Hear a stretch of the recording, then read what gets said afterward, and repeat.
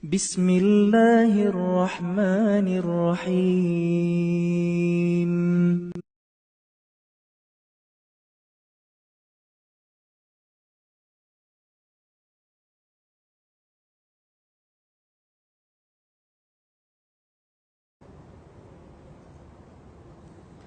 Saya tidak miskin, tetapi saya tidak punya yang mengendap sebanyak 40 juta 85 gram. Apakah saya wajib zakat? Masya Allah, yang tidak mengendap saja antum sudah ada itu.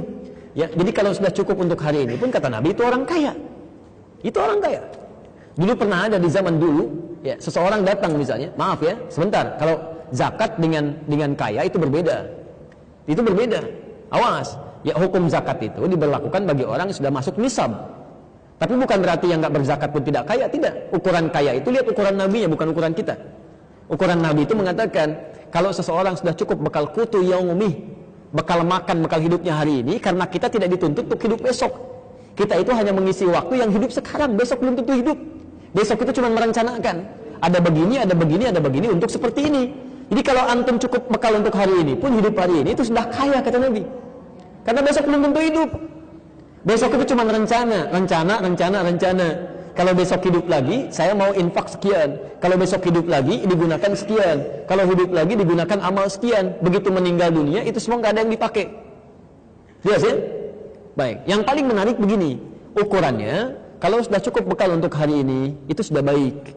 Jangan merasa miskin, itu sudah kaya. Sudah baik. Bahkan dulu terjadi di zaman dulu, ada seorang datang pada ulama datang, ya Syekh, ana miskin katanya. Syekh, saya miskin.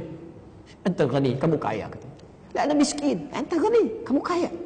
Ana miskin ya Syekh, la anta ghani. Apa yang terjadi? Dan ini nanti dicontoh oleh salah seorang ulama Saudi yang mendapatkan peristiwa yang sama. Ini sudah zaman dulu terjadi. Tiba-tiba atini la-udhunak, berikan telinga kamu pada saya potong. Ya, saya ganti dengan sekian juta dirham, ya, sekian juta dinar katanya. Kata orang ini, enggak, saya enggak mau. Oh baik, kalau begitu berikan tanganmu, saya potong, ganti dengan 1 juta dinar. Enggak mau. Berikan saja, maaf ya, lisanmu, ya potong, sini saya potong, saya berikan 10 juta dinar. Tidak mau katanya. Berarti di tubuh kamu saja telinga kamu sudah 2 juta dinar.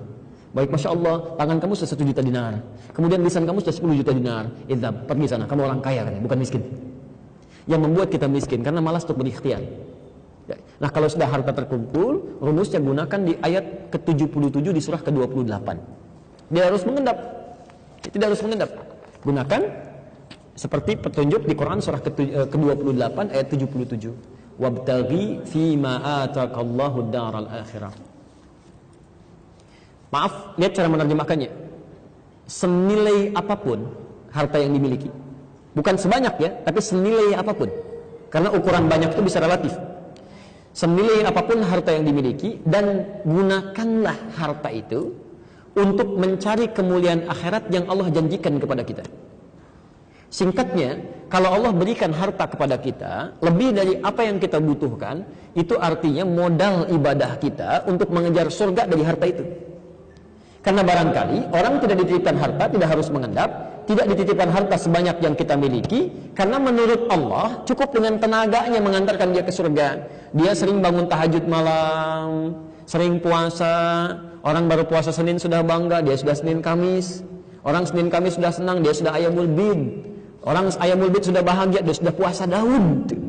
Sehari puasa, sehari 3. Masya Allah, ini orang puasa Daud, dia malah berpikir, saya juga sholat Daud.